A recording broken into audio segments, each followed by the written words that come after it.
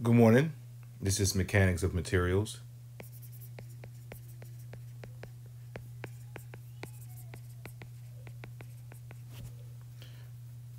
Once again, we're working out of the fifth edition.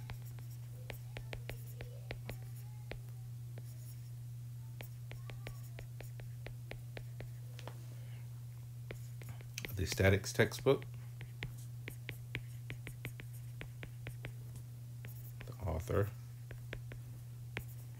R.C. Hibbler.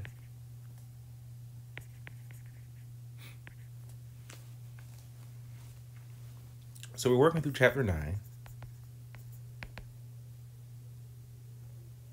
We're working through elastic deformation.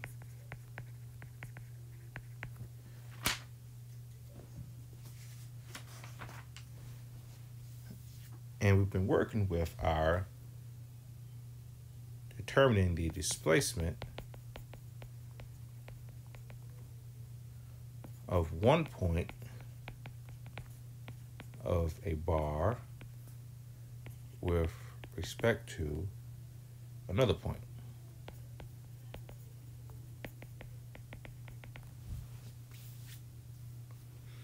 So let's pick up where we left off and continue to work through some of these problems, and then we'll go over some additional tools that will allow us to work through these problems.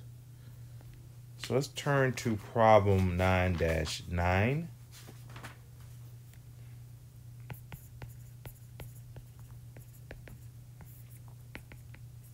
This is on page 424 in text.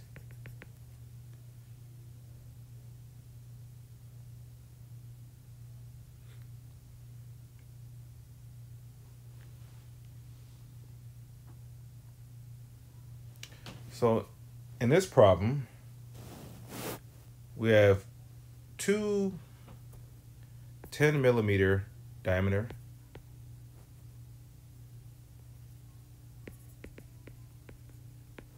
red brass copper rods A, B, and C, D,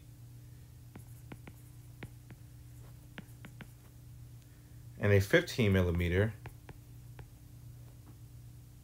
stainless steel rod EF.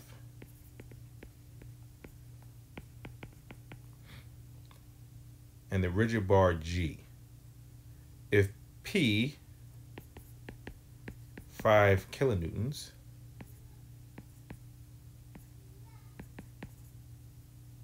determine the horizontal displacement of NF of rod EF.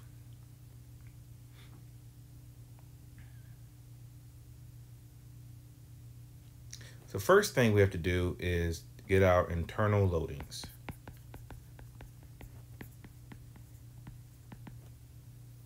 Let's go to a fresh page. I'm saying this is problem 9-9.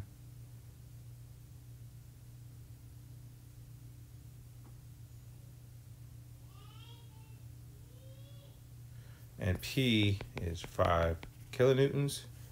So method of sections, we have 4P equals to 4 times 5, 20 kilonewtons. This is section EF, our first cut.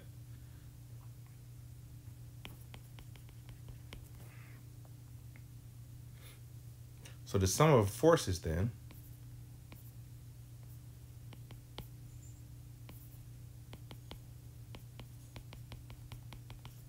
in the x direction for equilibrium set it equals 0, then our internal loading is 20 kilonewtons minus PEF equals 0, so PEF is 20 kilonewtons.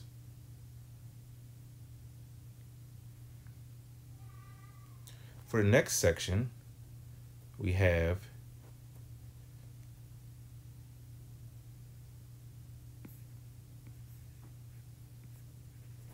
4P again, which is 4 times 5, 20 kilonewtons.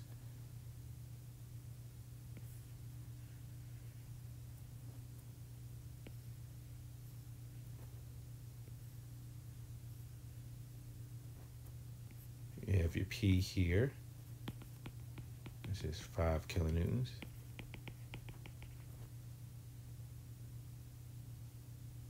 And then you have your internal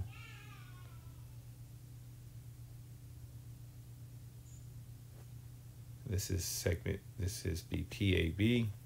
This is section AB. This would be PCD.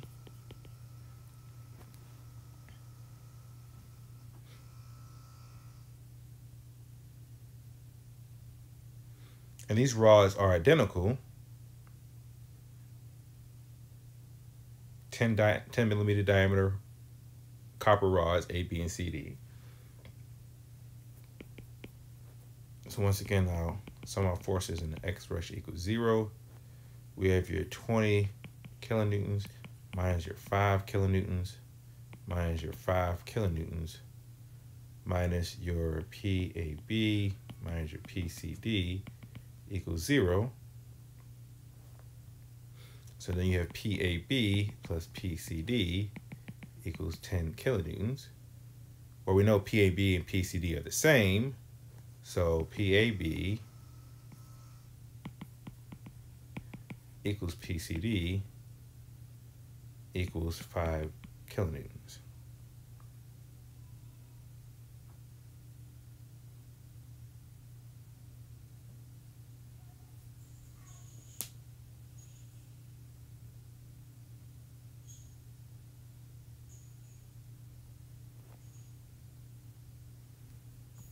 So they want the displacement of NF.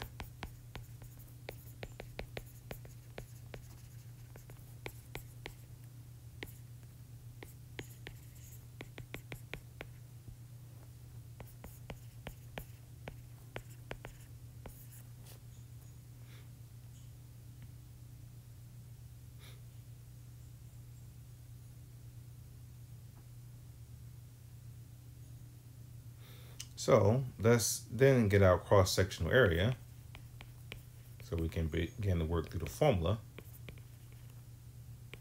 So the cross-sectional area of rod EF, so it's A sub EF. The diameter of EF is 15 millimeters. So it's pi over 4 times 0.015, convert millimeters to meters, squared. And the diameter, area, cross-sectional area of rod AB, A sub AB, pi over 4, the diameter of rod AB is 10 millimeters, so 0.010, converting that 10 millimeters to meters, squared.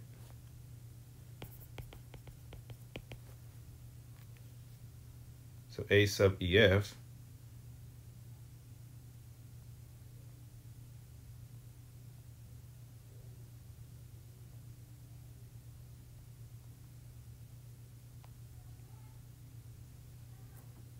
.00018 meters squared. Rod AB cross-sectional area is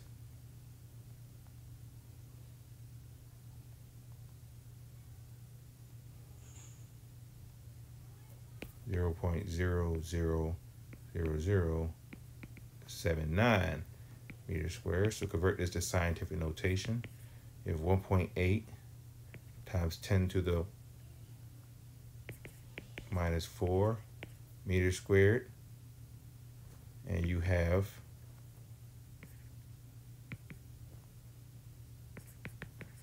7.9 times 10 to the minus 5 meters squared.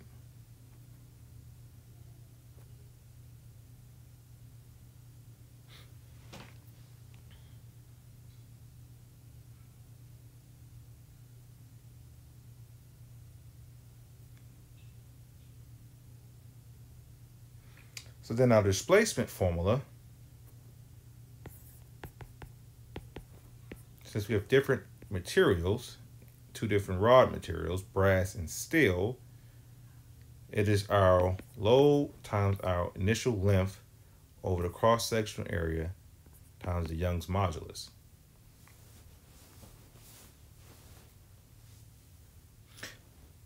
So for looking at the diagram, we have to know how much, due to the given load P, how much F moves with respect to A, or how much F moves with respect to C. AB and CD will move the same due to symmetry. So we'll just choose rod AB and rod EF to figure out our displacement. So using this formula, this comes to the load in rod EF times the length of rod EF over the area rod EF times the Young's modulus for the material of EF, which is 304 stainless steel, plus the load in rod AB times the initial length in rod AB over the area, cross-sectional area of rod AB times Young's modulus for AB, which is red brass C83400 copper. So this is, we'll call it brass. So then going through the back cover of our textbook, and remember we're working in SI units. So Young's modulus for steel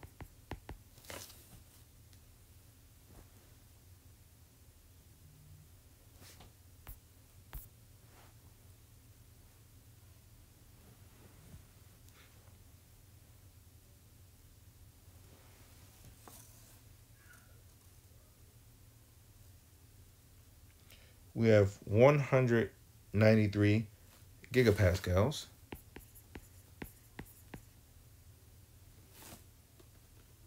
And for the brass,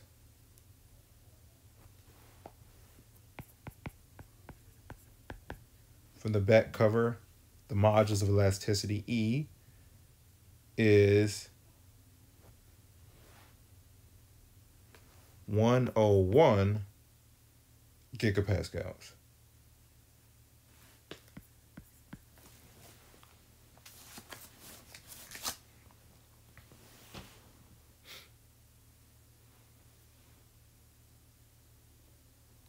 Well, let's convert these units. So that's 193 times giga, which is 10 to the 9, and pascals is newtons per meter squared. This is 101 times giga, which is 10 to the 9. Pascal is newton per meter squared. So now let's plug this into our formula. Let's go to a fresh page. The displacement at F of the rods, we said, is the load in rod EF times the initial length rod EF over the cross-sectional area of rod EF times the Young's modulus of steel plus the load in rod AB plus the initial length of rod AB over the cross-sectional area of rod AB plus the Young's modulus of elasticity for brass.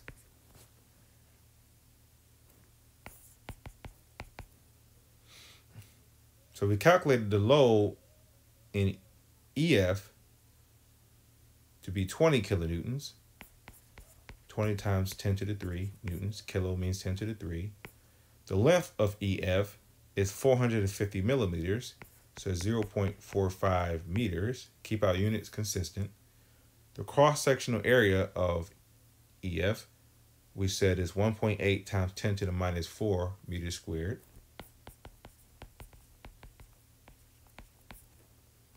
And the Young's modulus of elasticity for steel, we said, is 193 times 10 to the 9 newtons per meter squared.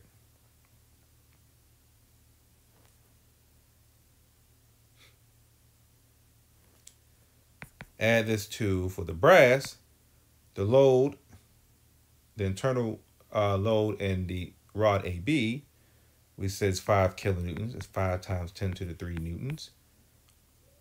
The length of AB is 300 millimeters, so 0.3 meters. Unit consistency here. Cross-sectional area of rod AB, we said is 7.9 times 10 to the 5 meters squared. And the Young's modulus of elasticity for brass, we said is 101 times 10 to the 9 newtons per meter squared.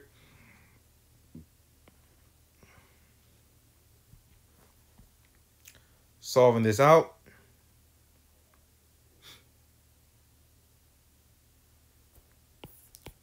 the displacement of NF comes out to be 0.453 millimeters. And this, the positive means NF moves away from the fixed end.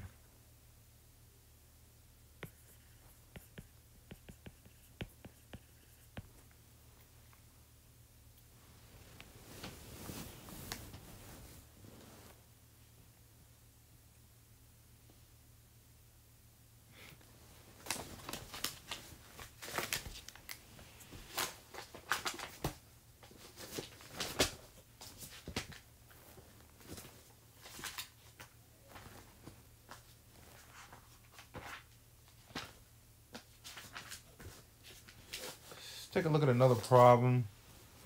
Let's look at problem 918.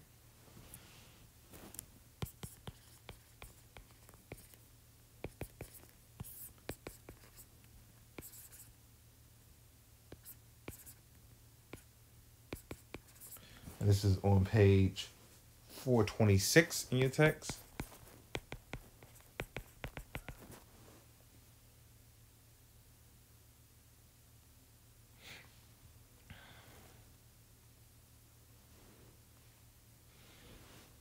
So here it states, the linkage is made of a 3-pin connected A99 to A992 steel members.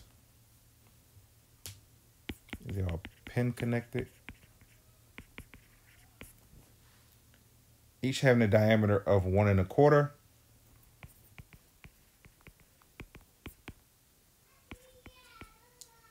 Inches. If a horizontal force, and they give you P, this is 60 kilopounds, which is 60 times 10 to the 3 kilo pound force, is applied to NB of member AB, determine the displacement of point B. So first, let's start with our free body diagram.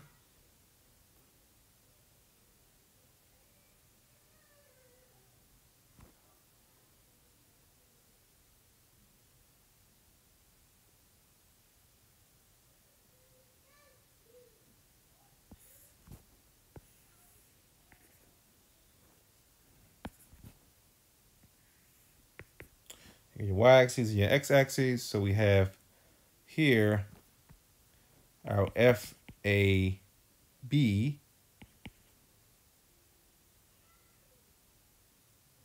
we have our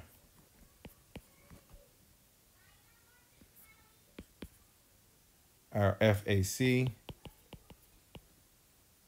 and our FAD. And we know from our diagram what we saw is this base here is 3 feet on both sides, and these heights are 4 feet.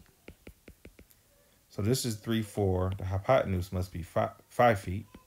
So they're both 3, 4, 5 triangles.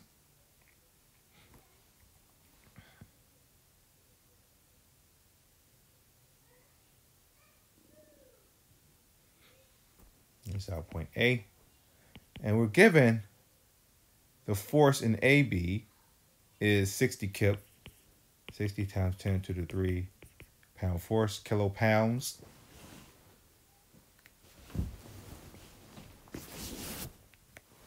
So using our equations of equilibrium, sum of our forces in the y direction equals 0. you have FAC times 4/5 ratio. Come on, slope triangle. Minus F sub AD times 4/5 equals 0.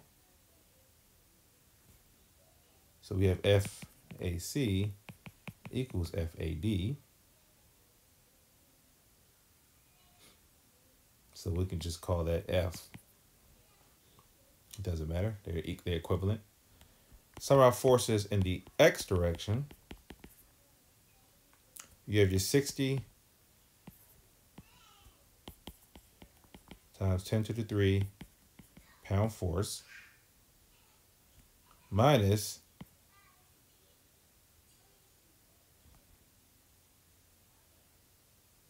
your FAC times 3/5 minus your FAD times 3/5 equals 0. So substitute these two equations by substitution.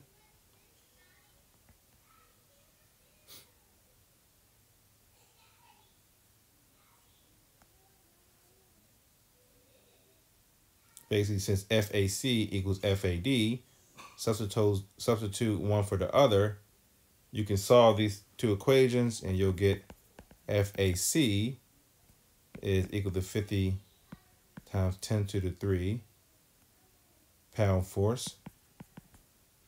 And FAD, since they're equivalent, is 50 times 10 to the 3 pound force.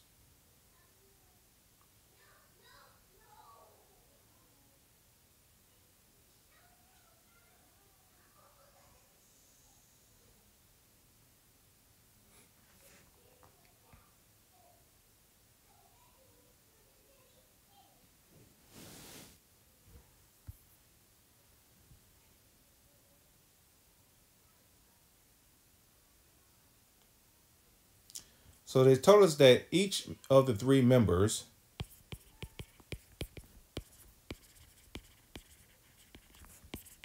has same diameter. So therefore, their cross-sectional areas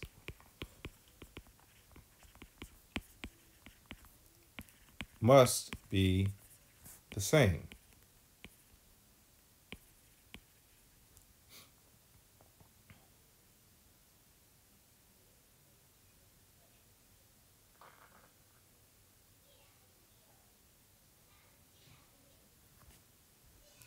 Therefore, our formula for normal stress, N over A, the maximum normal stress, since the areas are the same, will occur in the member with the highest force. So member AB is 60 kip and members AD and AC are both 50 kip. So the maximum normal stress occurs in member AB, which will be 60 times 10 to the 3 pound force over the area. And the diameter of the rod is 1.25 inches. So pi over 4 times d squared. This comes out to be 48.9 KSI, which is 48.9 times 10 to the 3 pound force per inches squared.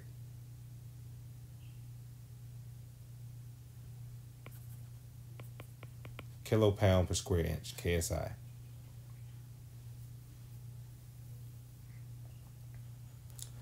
So for A992 steel, we go to our back cover of the text.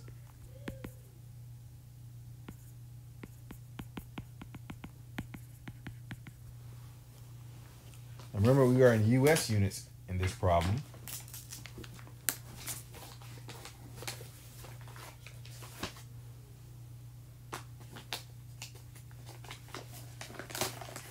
A992 steel, our Young's modulus of elasticity is 29 times 10 to the 3 KSI, and our yield stress is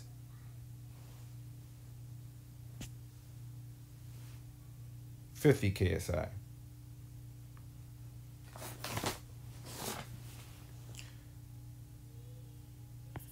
So E for steel, 29 times 10 to the 3 KSI, and our yield stress is 50 KSI. Our maximum normal stress of 48.9 KSI, which we just calculated, is less than our yield. So we are in the elastic region. So Hooke's law applies.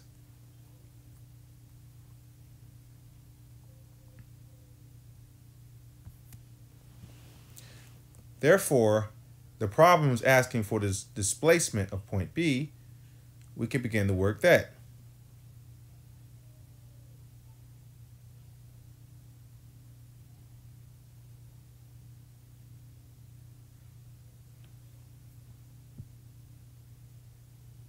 So the displacement of A with respect to C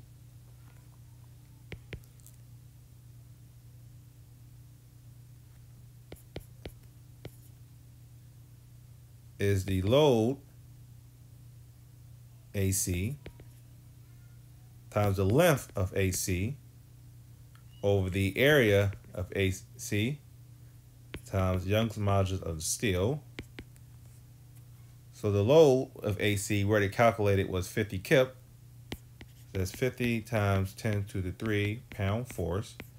The length of AC, we said, was 5 feet, the hypotenuse there. So 5 feet, to get the units correct, times 12 inches is 1 foot, to get that in inches. The area, AC, pi over 4 times the diameter, 1.25 inches squared, times E for steel, which we said was 29 times 10 to the 3 KSI, which is 29 times 10 to the 3 times 10 to the 3 pound force per inches squared. KSI, kilopounds per square inch. Solving that out, you get 0.084 inches is how much A is displaced with respect to C.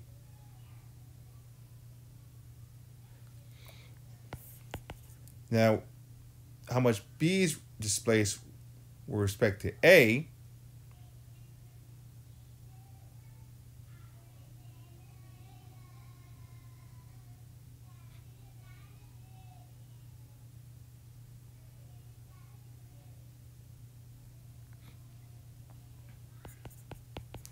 with the load in AB times the length of AB over the area of member AB times the Young's modulus for steel. The load in AB we already determined was actually given to us, as 60 kip. So 60 times 10 to the 3 pound force times the length of AB, which is 6 feet, 12 inches is 1 foot. To convert that to inches. The diameter, pi over 4, so 1.25 inches squared, times the Young's modulus, which is 29, 10 to the 3, KSI, which is in 10 to the 3 pound force inches squared. So now we can cross out units. So the movement of B with respect to A is now 0.121 inches.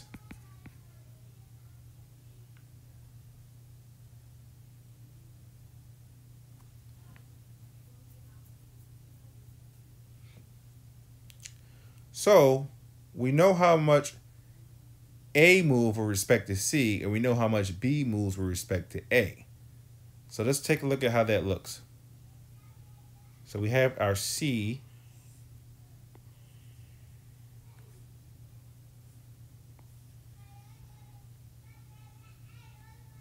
So initially, C and A, as given, this length here was the 5 feet hypotenuse from the 3, 4, 5 triangle. So this was 5 feet times 12 inches per foot. So this is 60 inches, this length. But now we said A, due to the force P, the load P on the whole member, A now is, with respect to C, changed by, we just calculated, it increased by 0.084 inches, the length of AC. So this new A, we'll call it A prime, this new length here is the 60 inches plus the 0.84 inches. That's the new length of AC once the load is applied.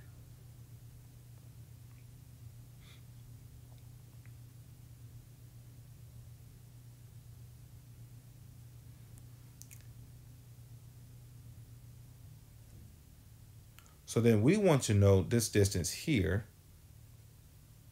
Let's make that a little bit easier to see. So this is point A, and this is my new A prime, the new length caused by the load. But we want this distance here,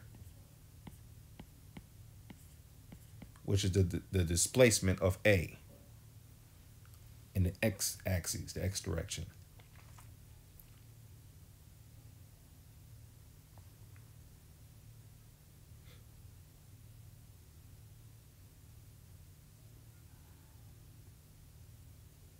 So this angle here, theta, we know this was a, as we keep saying, 3, 4, 5 triangle. So theta, or tan then of theta,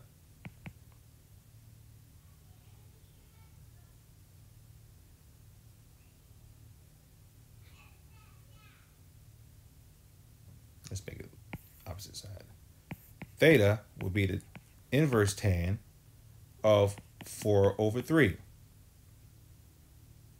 And to see that, convert back to our right triangle rules so we all can see that. This is your angle theta. This is A, B, C. Sine of theta, B over C. Cosine of theta, A over C. And tan of theta is B over A.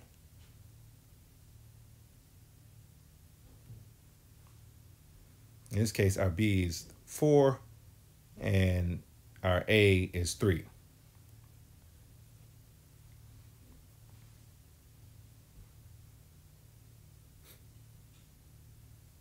So theta equals tan to the -1, the inverse tan of 4/3, what comes out to be 53.13 degrees.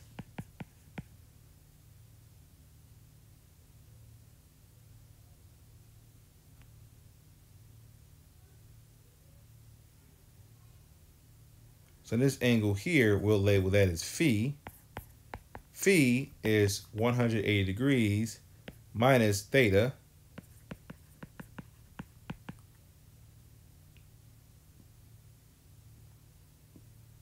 which comes out to be 126.87 degrees. This is a straight line. Angle of a straight line is 180 degrees.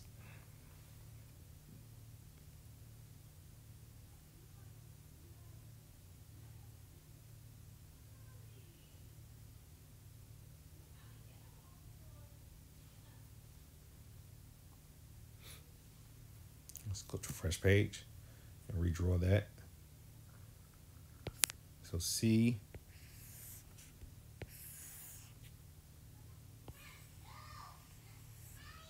this is our length AC, which we know is 60 inches. This is our A prime, so our length AC prime. This length here is 60.084 inches, which we calculated. This was a 3-4-5 triangle. We determined this angle here, theta, which we said was 53.13 degrees. This angle here, phi, we said was 126. We said phi is 126.87 degrees. It's 180 degrees minus theta.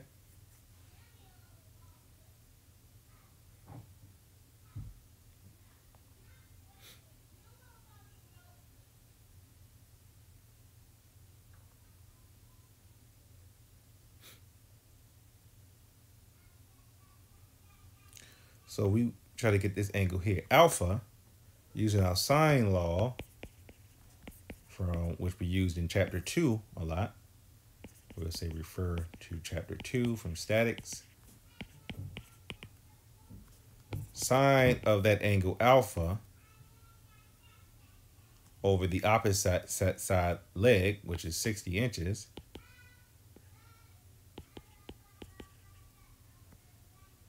is equal to sine of the angle phi, which is 126.87 degrees, over the opposite side leg, which is 60.084 inches.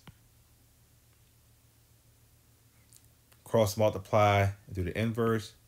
That angle alpha is then 53.02 degrees. Well, then this interior angle here, beta, is equal to 180 degrees, which is the amount of degrees in this entire triangle, minus the angle phi, minus the angle alpha. So this is 180 degrees minus 126.87 degrees minus 53.02 degrees. So the angle beta is equal to 0.107 degrees, which makes sense because the change from our initial length AC to the new length A prime C wasn't that much, so the angle beta has to be a very, very small angle, which means this is here, which we're looking for, it's not going to be that large at all, which makes sense. So then using the sine law once more, we have sine of beta, which is 0.107 degrees, over the length, which we're looking for, delta sub A, is equal to sine of alpha, which is, say, 53.02 degrees, over the opposite side length, which is just 60 inches. Solve, cross multiply, and do the inverse sign. You get your delta sub A is 0.14 inches. So just draw it out one more time.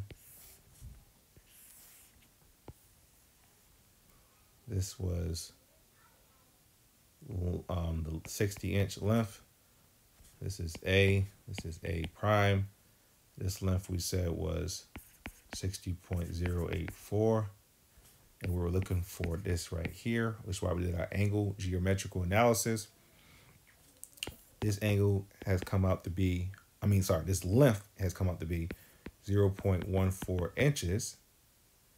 Therefore, back to the initial problem, how much B has moved, the displacement of B would be this change here of A plus what we initially calculated, how much B moved with respect to A. So 0.14 inches plus our 0.121 inches. So this comes out to be 0.262 inches to the right.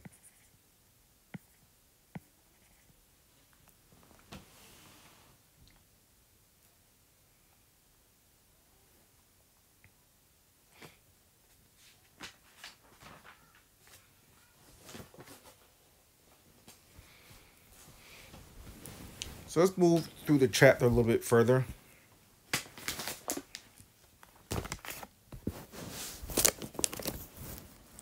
So looking at section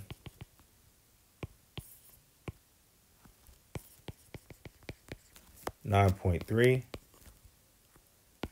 this is the principle of superposition.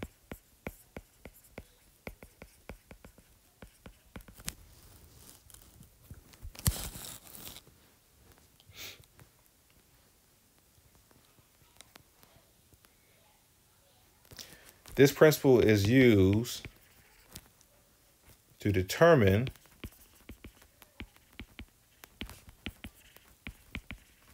the stress or displacement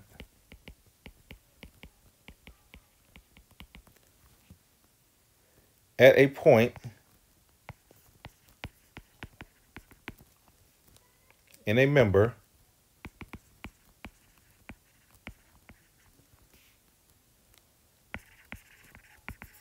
when the member is subjected to a complicated loading.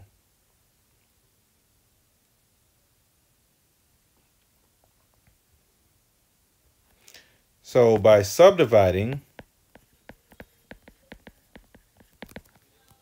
the loading into components,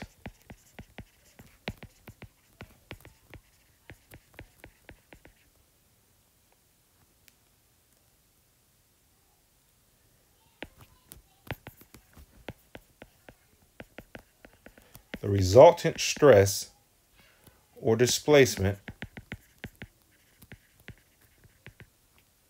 at the point can be determined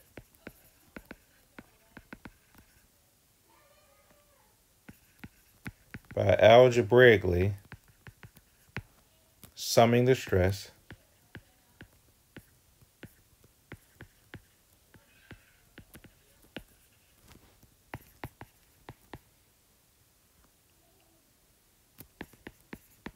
or displacement caused by each load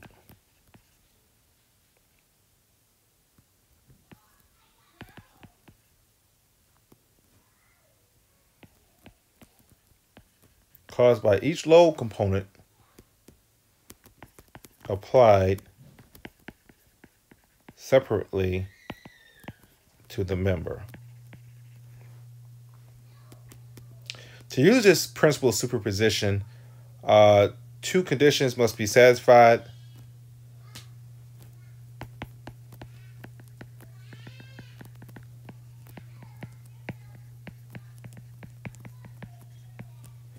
One, the loading must be linearly related to the stress.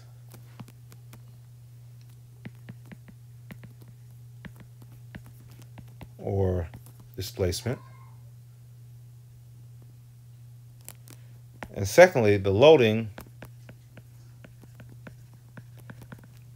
must not significantly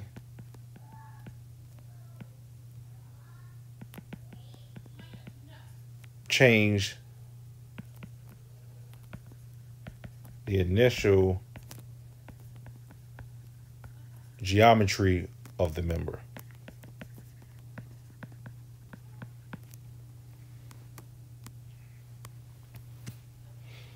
So let's talk about moving along. Statically indeterminate actually loaded members.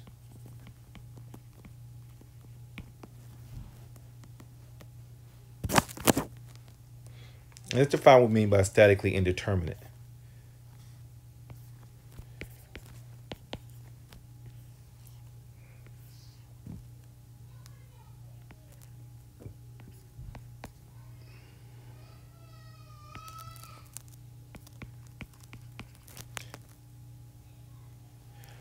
So say we have a bar that's fixed supported on both ends, A and B.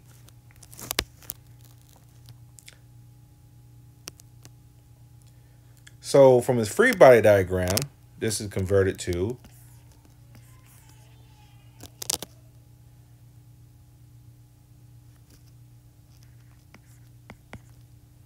that's a 500 Newton force here.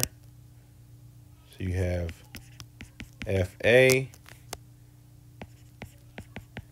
FB.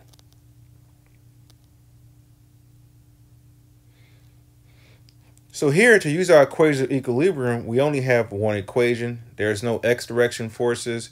There is no moments because the line of action of these forces are all on the same, go to the same point. So there's no perpendicular distance. So there's no moment here. So we only can use our one equation of equilibrium, sum of the forces in the y direction, which gives you FB plus FA minus 500 newtons equals 0. So this is what we determine by statically indeterminate.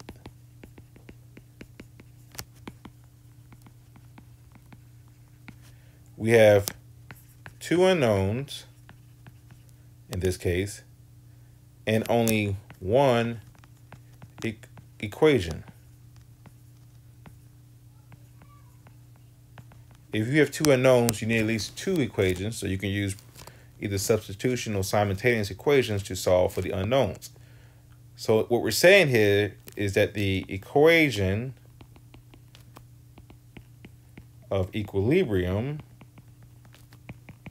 is not enough or not sufficient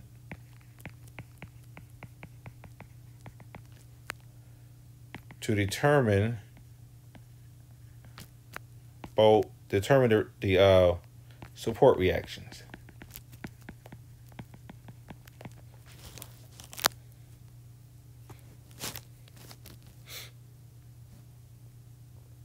So we need additional equations. And we can then use or consider, if we consider how points on the bar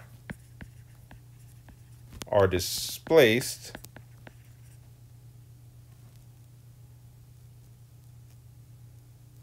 then we can solve this problem. So equations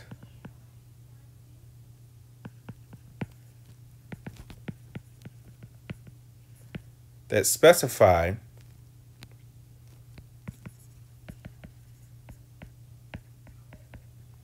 the conditions for displacement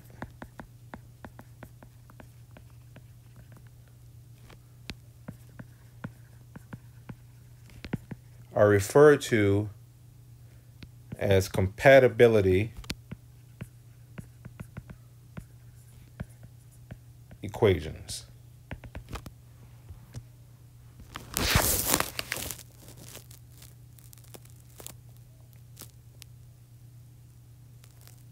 So back to this problem. This bar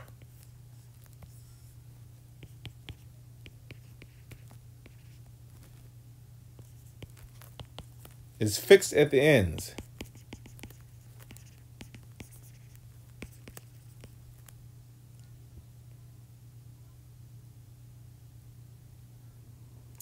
So in this example, a compatibility equation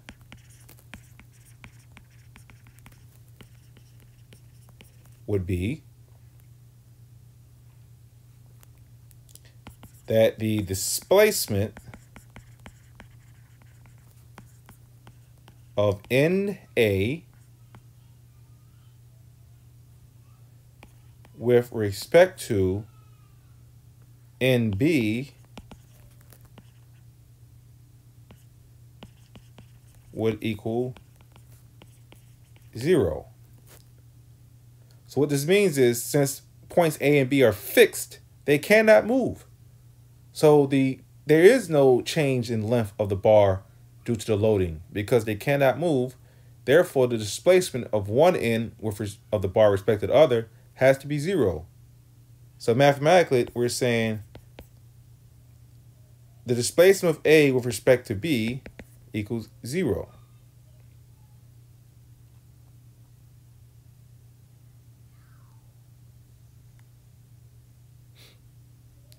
So this condition gives us another unique equation to then solve for the two unknowns, FA and FB.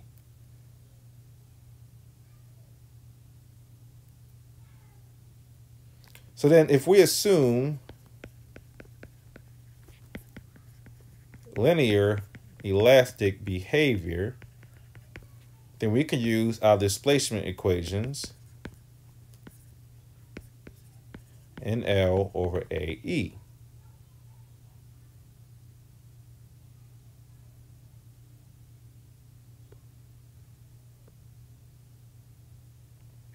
So since there's a loading here, we have to do a section here to figure out the internal loads in segments AC and CB. So free body diagram.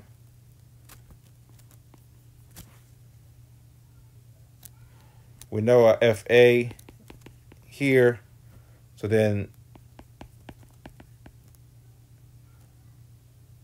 and for our segment CB,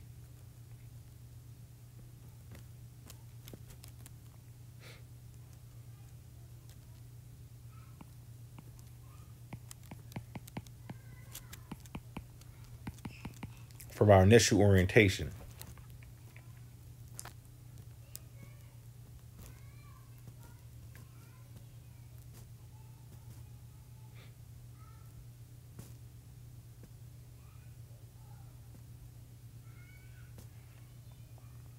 So remember, if it's causing tension, it's positive. So FA is positive.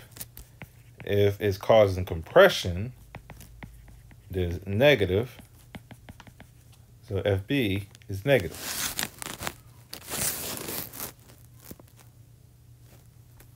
So then back to our compatibility equation, since they're fixed ends, the displacement of A with respect to B is 0. Then, write that out mathematically, the displacement of A with respect to B, this is the sum of NL over AE.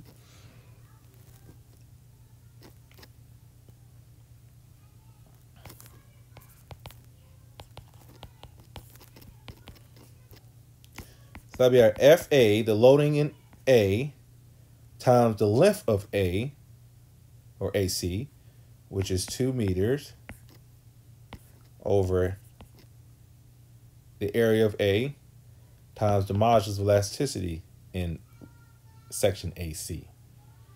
And we said FB is negative compression, so it's FB times the length of segment BC, which is 3 meters, over the area of BC times the Young's modulus of elasticity of the area. And remember, this is set to equal 0 because they're fixed ends and they do not move. So rearranging this equation, you have FA 2 meters over AE equals FB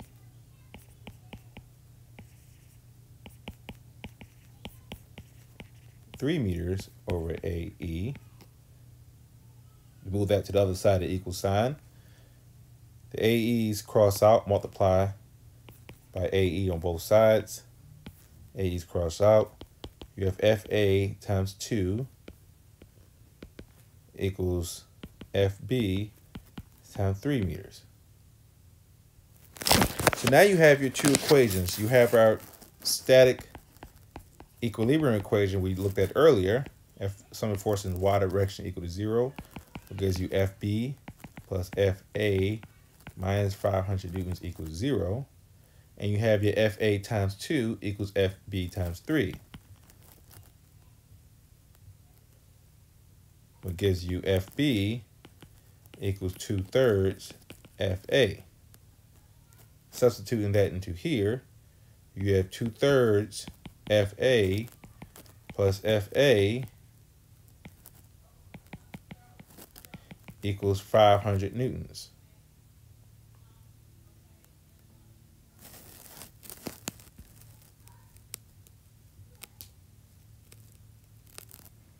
Solving this out, FA is 300 newtons and FB is 200 newtons.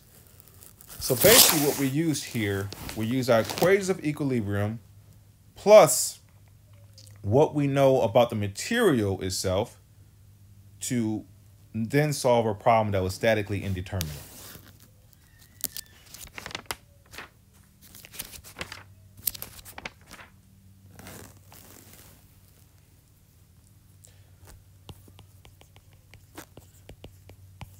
There's another technique for solving statically indeterminate problems using compatibility.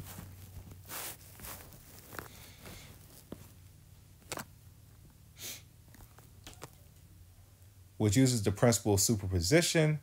This method is called the flexibility or force method of analysis.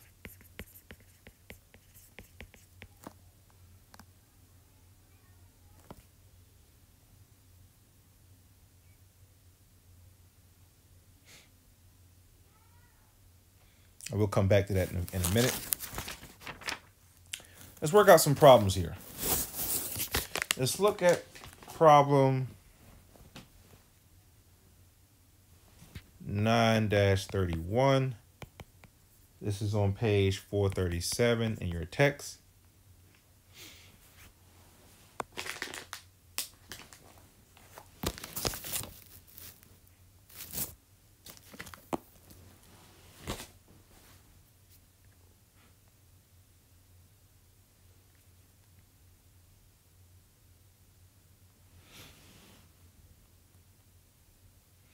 So the problem states we have a column constructed from high strength concrete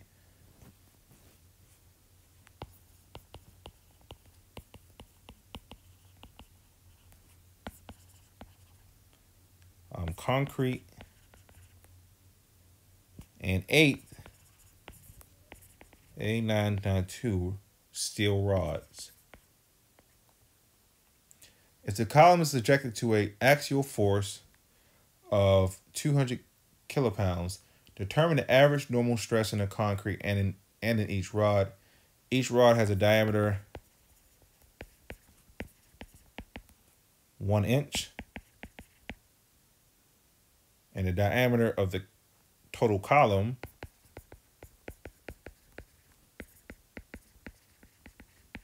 equals 8 inches from the drawing.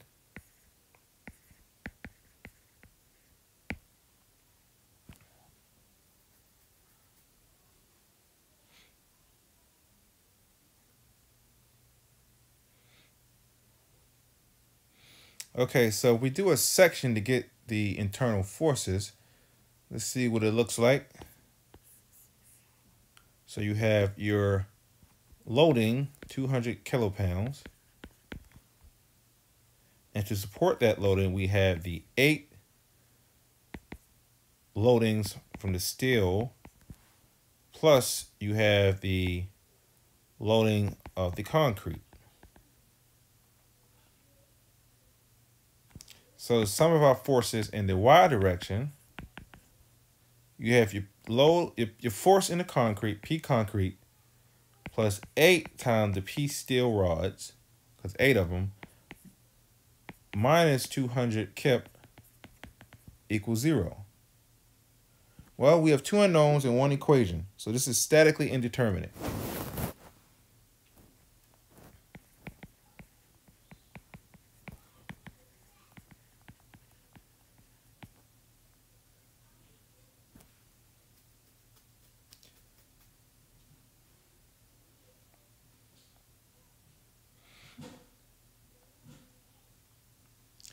Well, we can come up with a compatibility equation.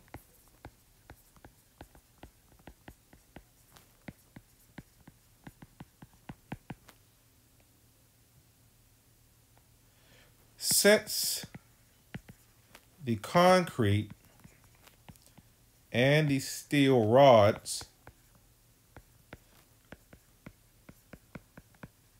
are firmly bonded together, then their displacement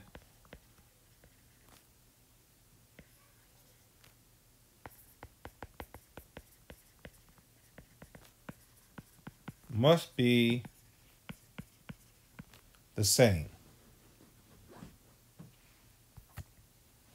So a compatibility statement once again says that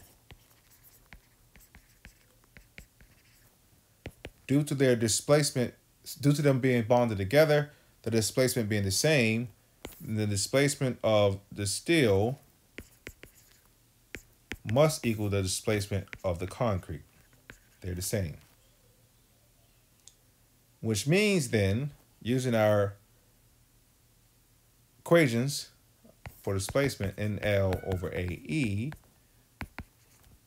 so we have our loading in the steel times the length of the steel over the area of the steel times our Young's modulus of steel must equal then the displacement of the concrete, which would be loading in the concrete, times the length of the concrete over the area of the concrete times the Young's modulus of the concrete. So then we go to our back cover of the textbook for A992 steel. We are in US units. So our E steel is 29 times 10 to the 3 KSI. And our yield stress of the steel is 50 KSI. For concrete, Young's modulus for concrete is 4.2 10 to the 3 KSI. And our yield stress for the concrete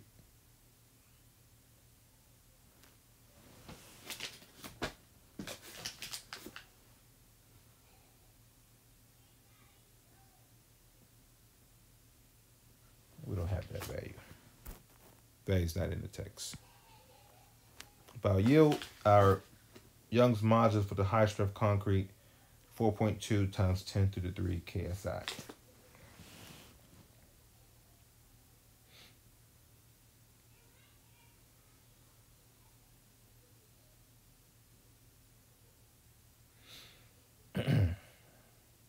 So plugging these into the equation then, with the length of this concrete and the steel being both 3 feet, given in the diagram, you have your P steel times your 3 feet times 12 inches is 1 foot, to get that in inches, over the area of the steel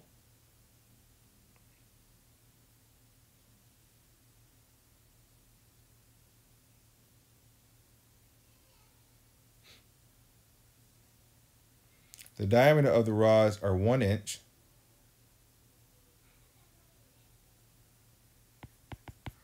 So it's pi over 4 times 1 inch squared times Young's modulus, which is 29 times 10 to the 3 times 10 to the 3 pound force per inches squared, must equal, due to our compatibility equation, load in the concrete times the length, which is 3 feet, so 12 inches is 1 foot,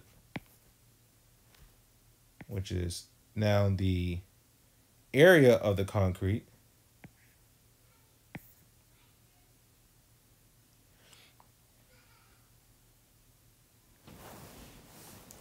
so the diameter of the column is 8 inches. So it's pi over 4 times 8 inches squared.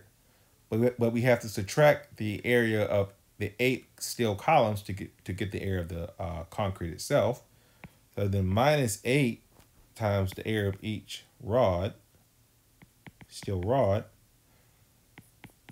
1 inch squared, times E for concrete, which is 4.2 times 10 to the 3 KSI. Solve that out. You get P steel is equal to 0.123 of the P concrete. So now we have our two equations. We had our statically indeterminate equilibrium equation, which is the P concrete plus 8 times P steel minus the 200 kip equals 0. And we have our equation we just developed from our compatibility. P steel equals 0.123 P concrete. Solving those two equations together simultaneously, basically plugging in 0.123 P con for the 8 P steel. Solve that out. You get P, the concrete loading is 100.68 kip. And your P steel is 12.41 kip. Therefore, our average normal stress in the concrete, which the problem was initially asking us,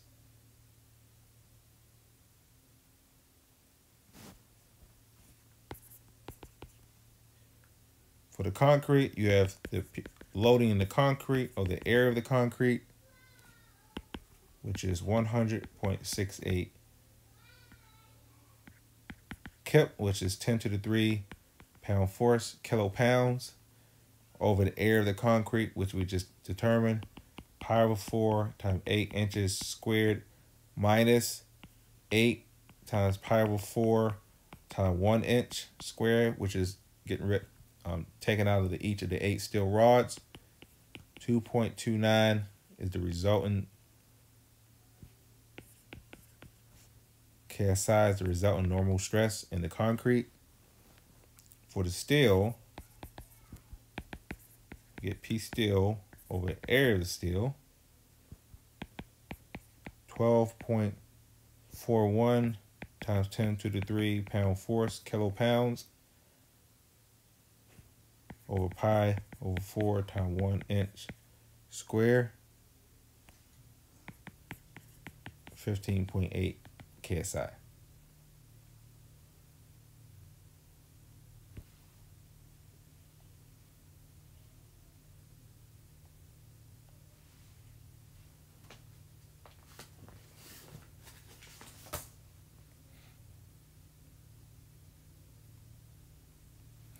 Take a look at another problem.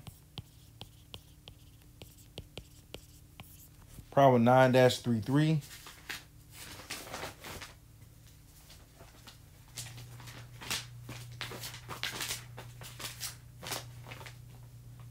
Same page in your text, 437. So we have an 836 steel pipe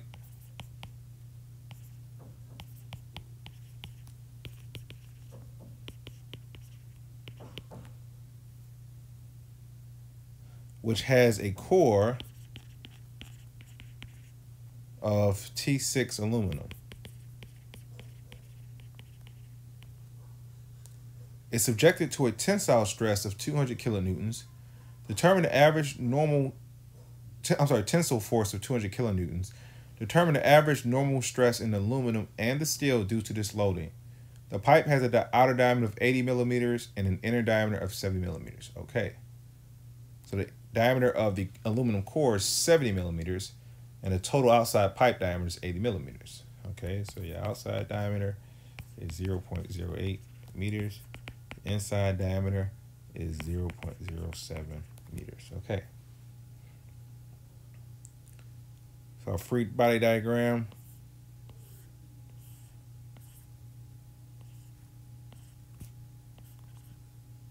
You have your 200 kilonewtons, and you have your P aluminum and your P steel. By method of sections, this is our free body diagram.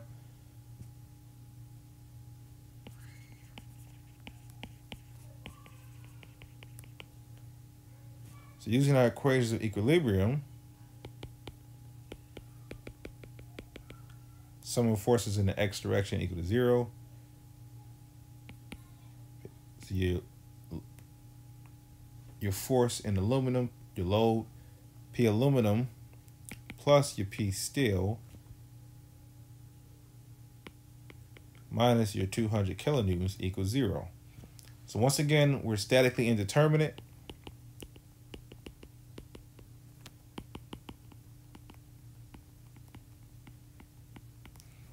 Two unknowns, one equation.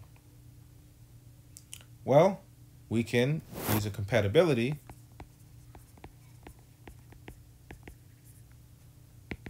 we're basically saying that the deformation in the aluminum and the steel must be the same. So mathematically, this is the deformation of aluminum must equal to how much the steel deforms. They're bonded together.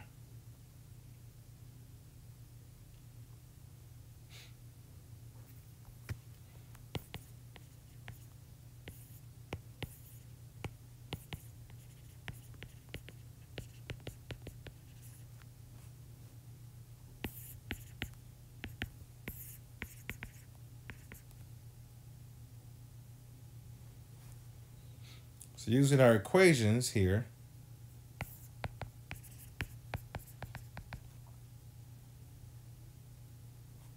you have your aluminum load times your length over your area times your E aluminum equals to your P steel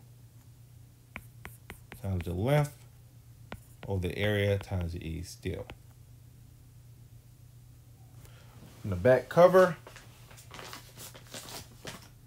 this is in SI units.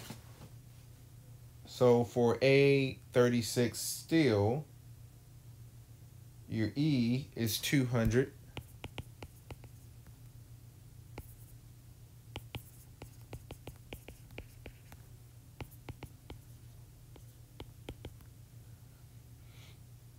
Gigapascals. Your E aluminum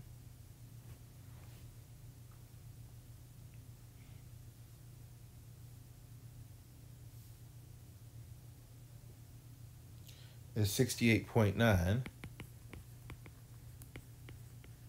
gigapascals.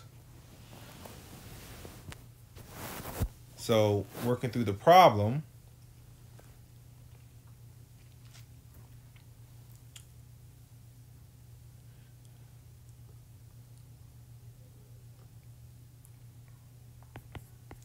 you have your P aluminum times the length, which is 0.4 meters.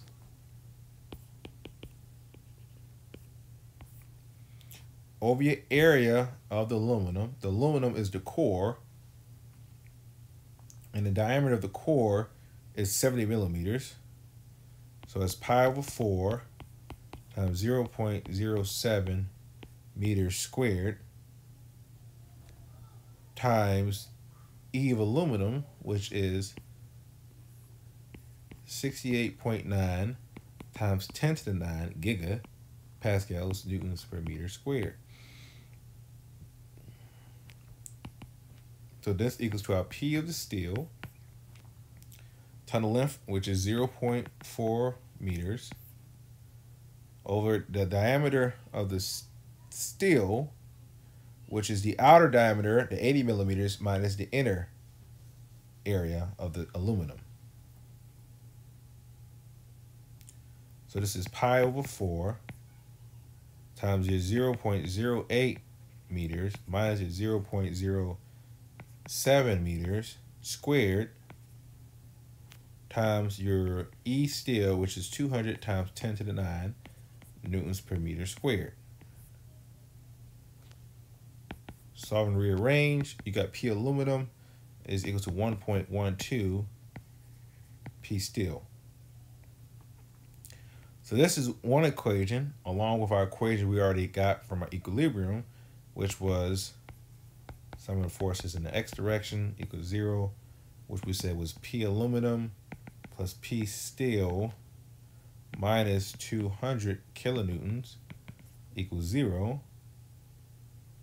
So solving these two equations, plugging in 1.12 P steel for P aluminum, you get P steel equals 94.1 kilonewtons, and P aluminum is 105.9 kilonewtons.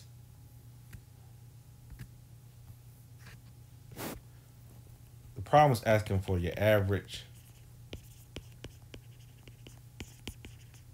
normal stress.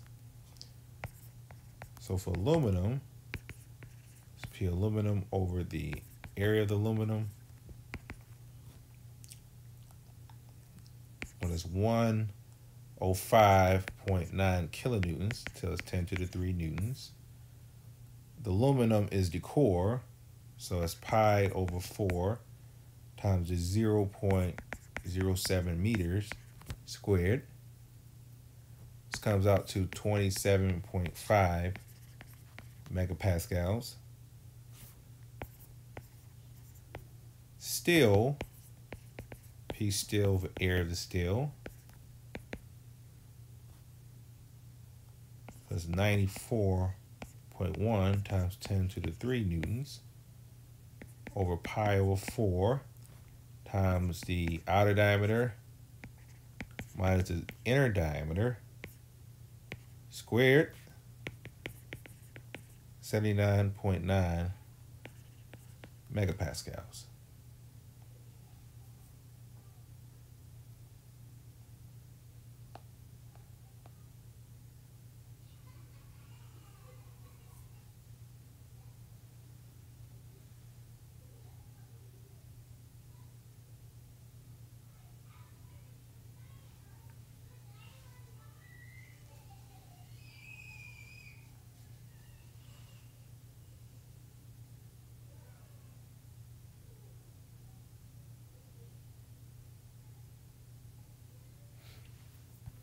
Take a look at another problem. Problem 935 in your text. So we have a column AB.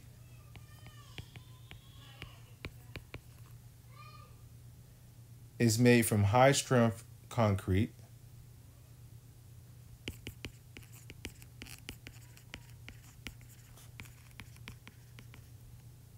And reinforced with 4 3/4 inch diameter A36 steel rods. So they want us to determine the maximum allowable floor loading P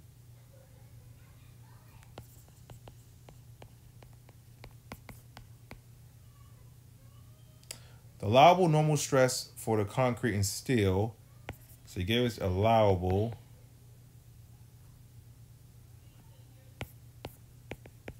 concrete is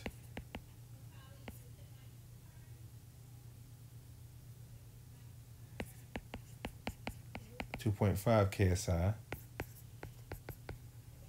Allowable steel is 24 KSI. So first let's start with our free body diagram.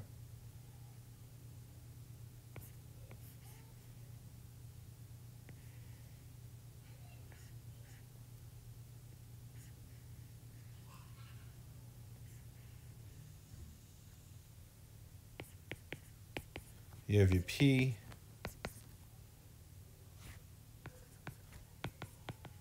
concrete, and your 4P steel rods.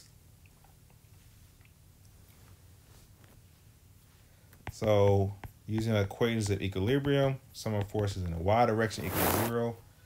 You have your P concrete plus your 4P steel minus your 2P equals 0. So we need a compatibility equation because we cannot solve this. So once again, compatibility. The steel bars and the concrete are bonded, so their deformation must be the same.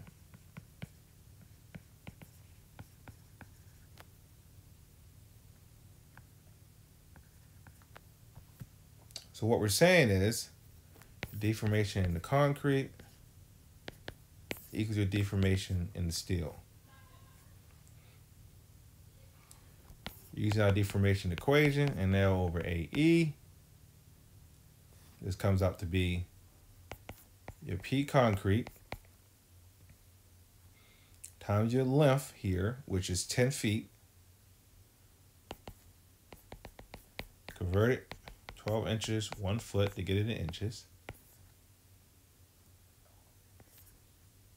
Now, if you look at the image, the cross-section area of the column is 9 inches by 9 inches. You have the 4 rods in there. Each rod has a 3/4 inch diameter.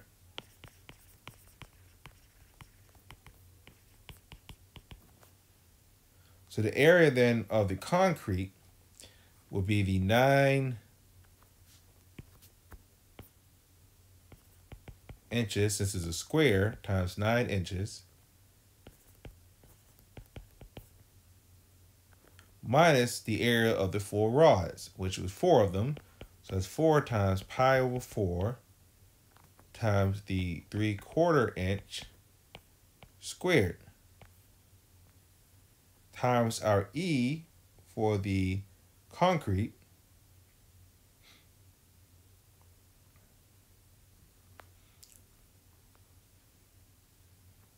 So let's put this here.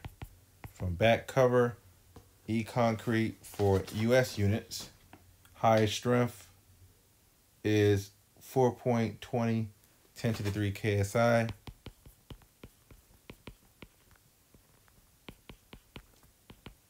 And for A36 steel,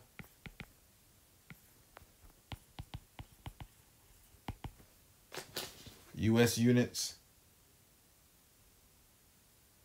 29 times 10 to the 3 KSI from our back cover of textbook.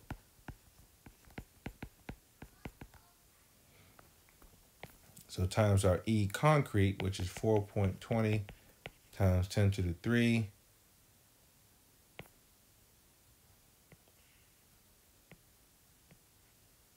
KSI, which is 10 to the 6 pound force per inches squared, 10 to the 3 times 10 to the 3. This equals our P steel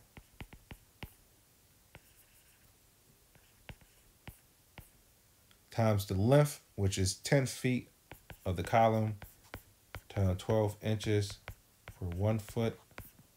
Convert that to inches, over the area of the steel rod, which is pi over 4 times the 3/4 inch squared times E, 29 times 10 to the 6 pound force per inches squared, 10 to the 3 KSI, 10 to the 3 times 10 to the 3 pound force per square inch. So now you get your P concrete equals your 25.97 P steel. Combine that with our equation from earlier, which was P concrete plus 4P steel minus 2P equals 0. Substituting, you get P steel is equal to 0.067 P, which is the loading on the floor, and your P concrete is 1.733 P. So they want us to solve for the P, and they gave us our allowable normal stresses in the problem statement.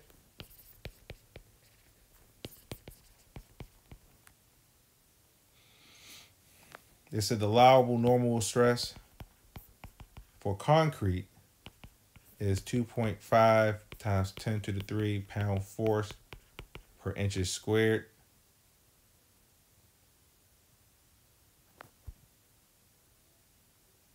Which is equal to your P of concrete over your area of the concrete. So solving this out, you have 2.5 times 10 to the 3 pound force per inch squared is equal to your P concrete, which we say is 1.733 P, over your area of the concrete, which we said is 9 inches times 9 inches minus the 4 rods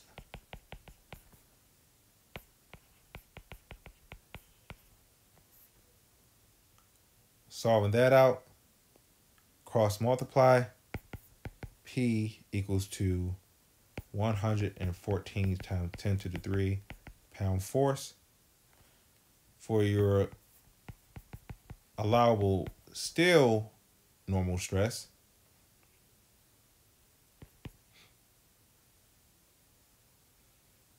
this was given as 24 KSI, so it's 24 times 10 to the 3 pound force per inches squared.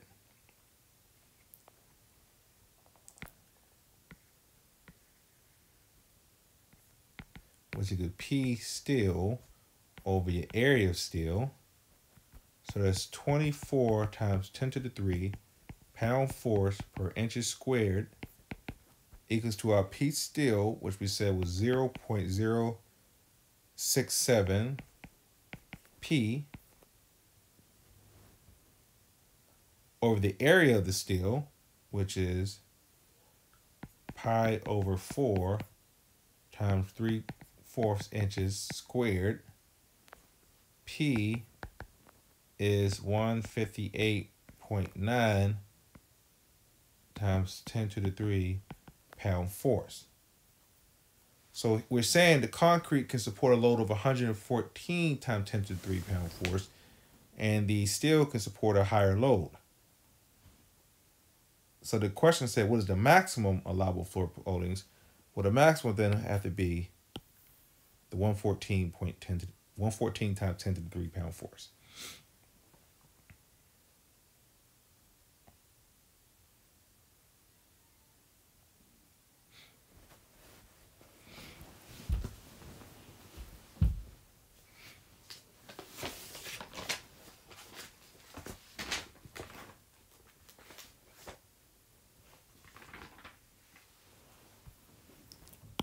Working back through the text, section 9.6, thermal stress.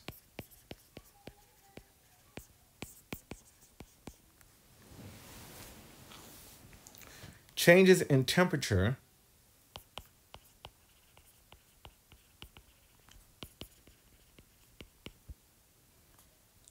causes bodies to change their dimensions.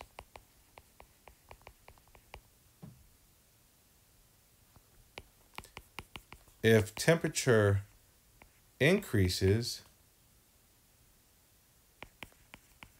body tends to expand.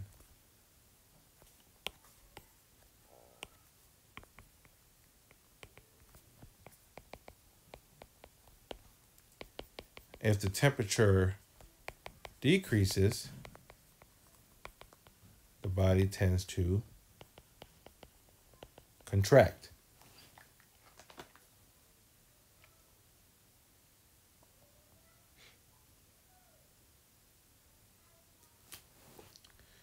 So if the material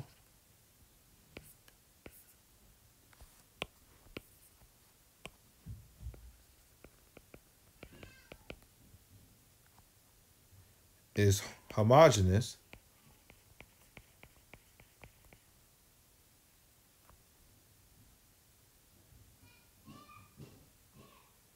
and isotropic,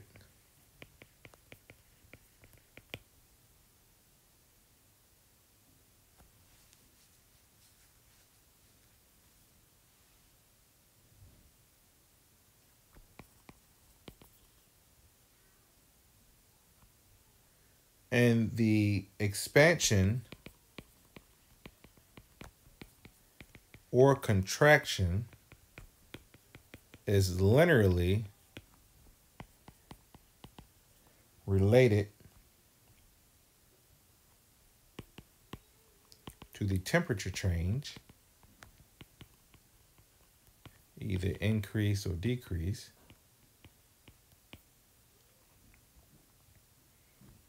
then the displacement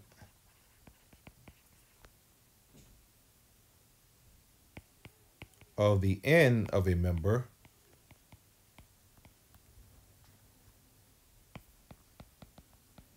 having a length, we'll say L,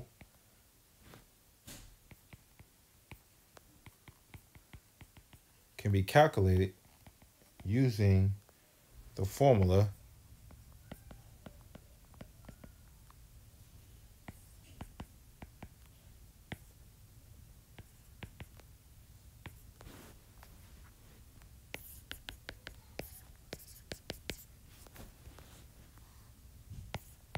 this is alpha is the material property.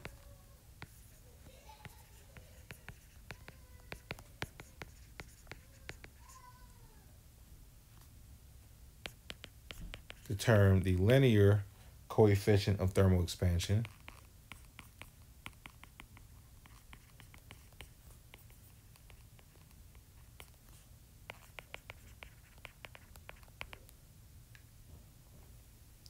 Is units of 1 per degree Fahrenheit or degree C or 1 per degree Kelvin.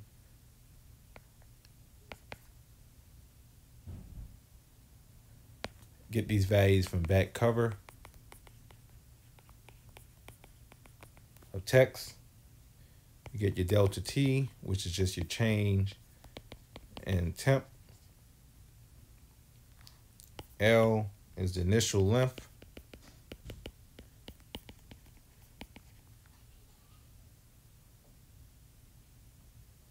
And your delta T is the deformation change of member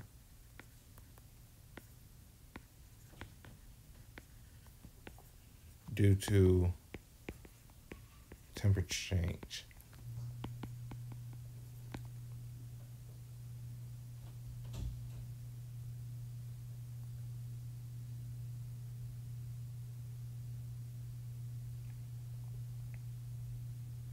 Note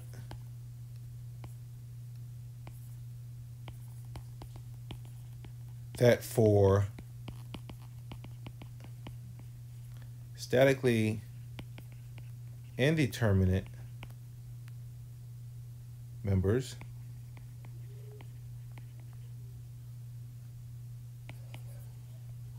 these thermal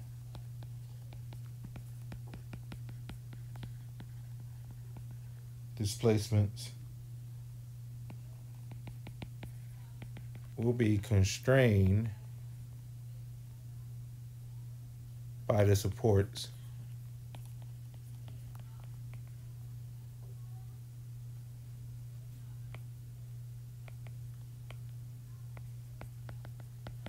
which will produce thermal stresses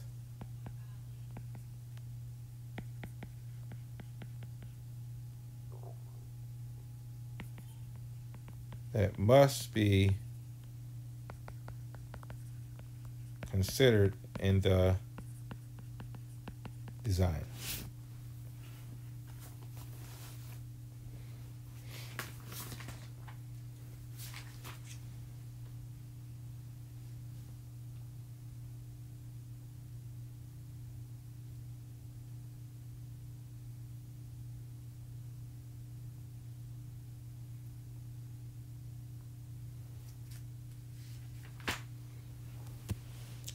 Let's take a look at a problem. Problem 956 on page 445 in your text.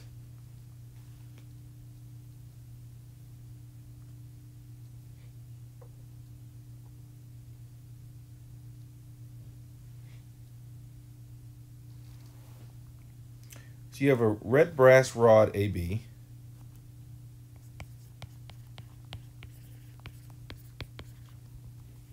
An aluminum T6 aluminum BC. They're joined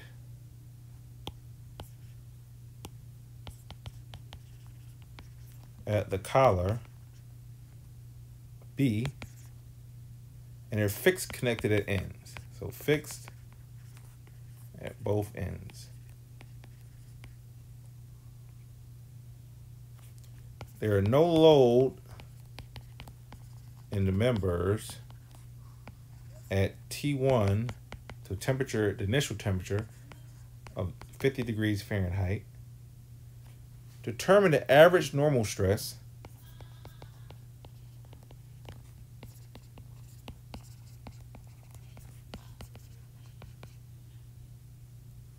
when temperature change goes to 120 degrees Fahrenheit. Additionally, how far will the collar be displaced? And they give the cross-section area of each member is 1.75 inches squared. So let's start with our free body diagram.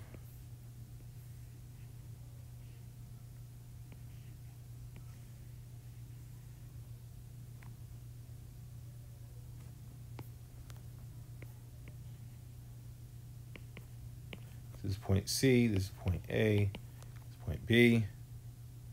The brass is on the left.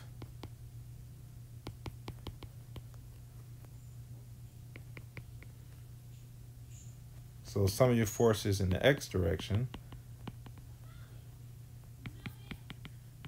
Your force in your brass rod is equal to your force in aluminum. They're the same.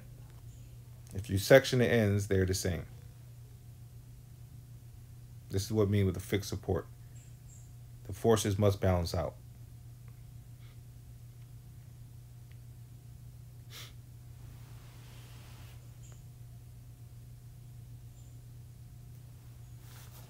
So once again, this is statically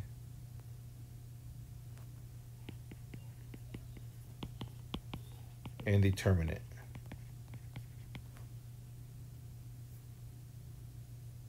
So we need a compatibility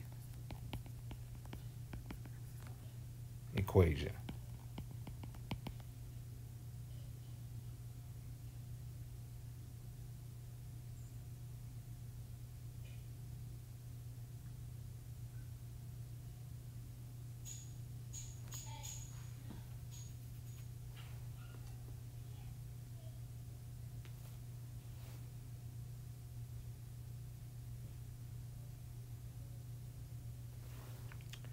So since these fixed ends,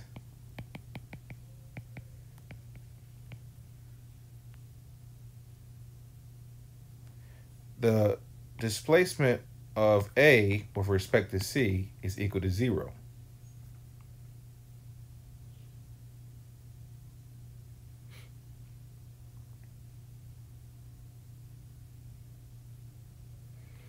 And since we have thermal stresses, which then cause the load in the bar, the internal axial force,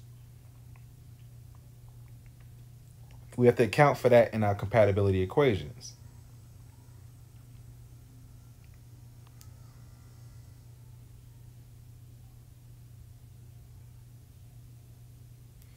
So since they can't move, the thermal displacement at both A and C that occurs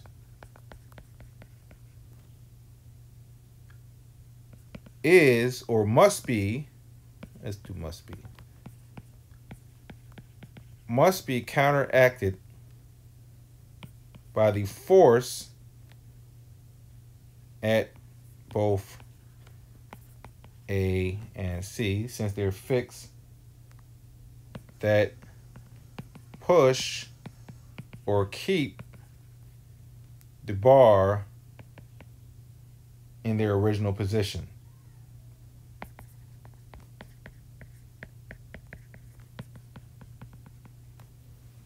Go to a fresh page.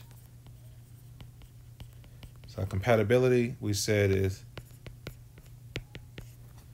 the displacement of A with respect to C equals 0.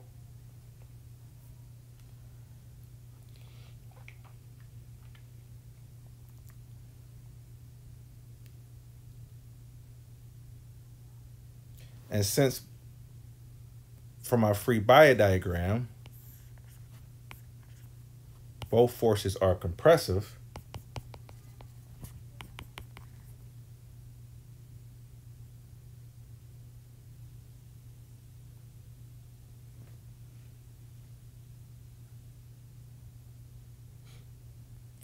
we have to apply both our thermal and load displacement relationships. So remember, if it's in compression, our orientation is negative. Tension, our orientation is positive. So a compatibility equation states that point A with respect to point C, there is no displacement. So our load displacement, our load relationship is the load in the brass segment times the length of the brass segment, which is 3 feet. We'll keep it general for now. Times the area, AB, in the brass segment, over the E of brass, plus our thermal displacement, since there was a temperature change. So alpha times the delta T times the length AB, minus then our aluminum segment, which is the load times the length BC of the aluminum segment, times the area of the aluminum segment, times the Young's modulus of aluminum, plus the thermal expansion that took place, which will be, let's move this down here, the alpha for aluminum, linear coefficient of thermal expansion, times your delta T times your length of segment BC. These are equal to 0 due to our compatibility equation. There's no change of displacement of both ends since they're fixed from either the thermal or load forces. So plugging in what we know from the back cover, let's now go to the back cover. And we are in US units.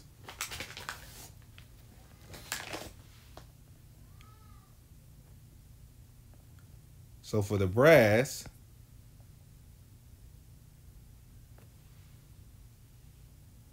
it's red brass C83400.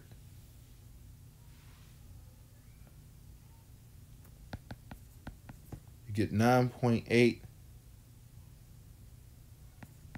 times 10 to the minus 6 per degree Fahrenheit. Your Young's modulus for brass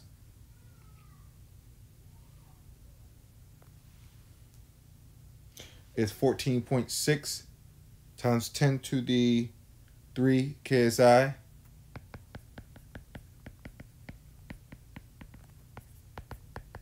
Your yield stress for the brass is 11.4 KSI.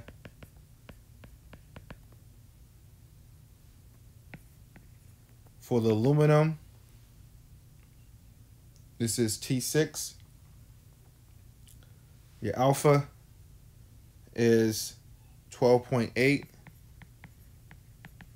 10 to the minus 6 degree Fahrenheit. Your Young's modulus for aluminum is 10.6 times 10 to the 3 KSI. And your yield stress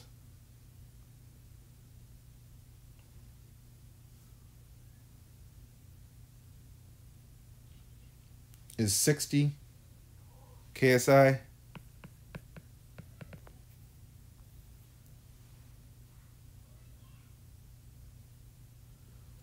So plugging into our equations now, we have the force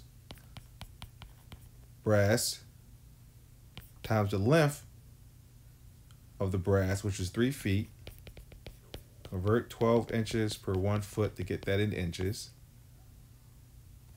Over the area of the brass, which was given in a problem statement, is 1.75 inches squared. Reason why we had to convert to inches. Times the E of the brass, which we said was 14.6 times 10 to the 6. 14.6 times 10 to the 3 KSI is 14.6 times 10 to the 6 pound force per inches squared, converting our units.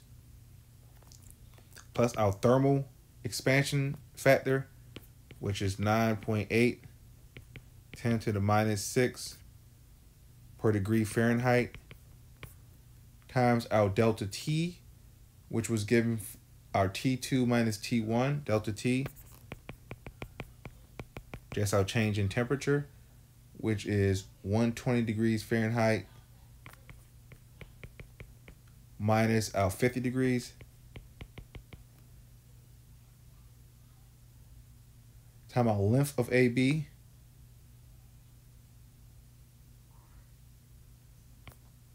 which is 3 feet times 12 inches per foot. Now for our aluminum segment, so that's F aluminum times the length here, which is 2 feet, 12 inches, 1 foot. The length, the area of the aluminum is once again 1.75 inches squared. Our E for aluminum, we said was 10.6 times 10 to the 3 KSI, which is 10.6 times 10 to the 6 pound force per inches squared, plus our coefficient of thermal expansion for the aluminum, which is 12.8 times 10 to the minus 6 per degree Fahrenheit. Our T2 minus T1, 120 degrees Fahrenheit minus 50 degrees Fahrenheit. the length of the aluminum segment is 2 feet times 12 inches is per 1 foot to convert that to inches. And you remember our compatibility said the change of A respect to C is 0. So we have to set this to equal 0.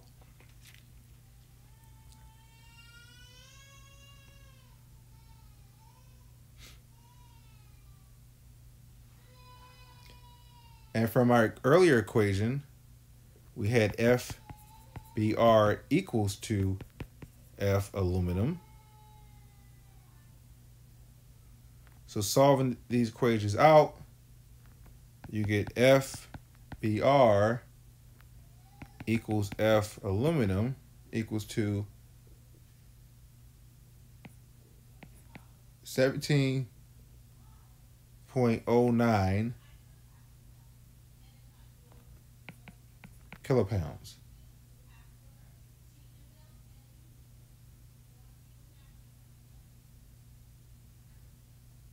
So then the normal stress in the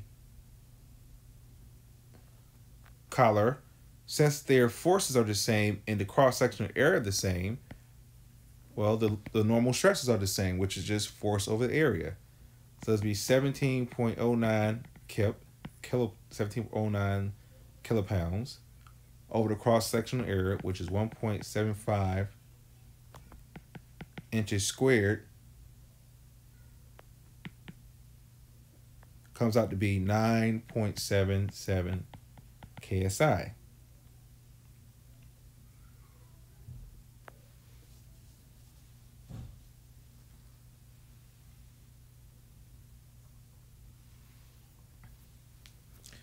A second part of the question asks, how far will point B move?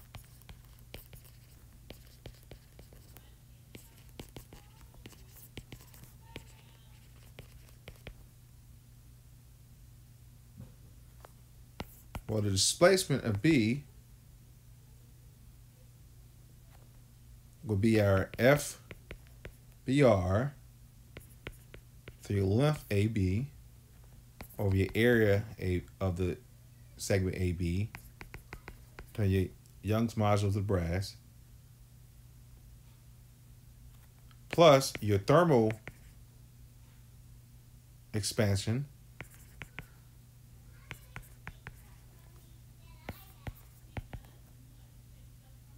so solving out what we know, this would be 17 kip is 17,000 pound force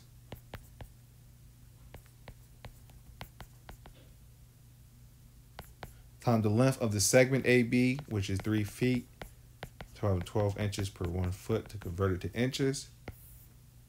The area of AB, 1.75 inches squared, times E, Young's modulus for brass, which is 14.6 times 10 to the 6 pound force per inches squared, plus our thermal expansion component, which is 9.8 times 10 to the minus 6 degree Fahrenheit, times your delta T,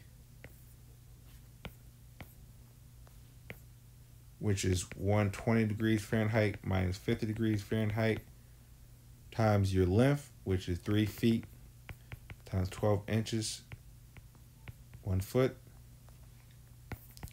Your displacement at B comes out to be 0.611 times 10 to the minus 3 inches.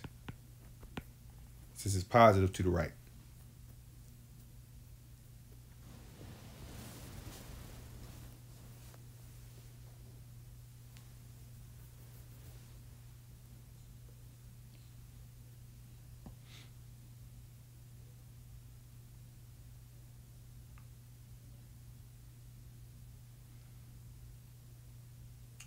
We'll stop here for today. If there are any questions, please do not hesitate to send me an email. Continue to work hard, and until next time.